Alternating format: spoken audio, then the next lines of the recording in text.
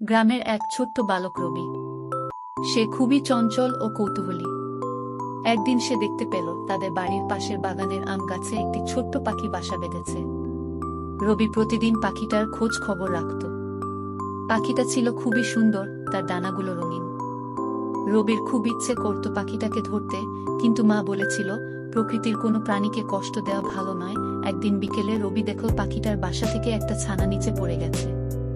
ছানাটা অনেক ছোট আর একা একা কিছুই করতে পারছিল না। রবি ছানাটাকে তুলে নিজের হাতে নিয়ে বাসায় নিয়ে এলো। মা ছানাটার জন্য দুধ এনে দিলেন।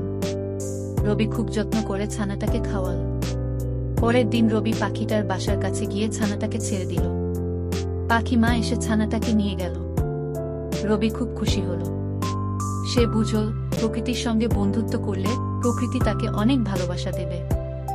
সেই দিন থেকে রবি আরো বেশি প্রকৃতির প্রতি স্নেহশীল হয়ে উঠল। সে প্রতিদিন পাখিদের জন্য খাবার ছড়িয়ে দিত আর পাখিরাও তার বন্ধুত্ব গ্রহণ করত।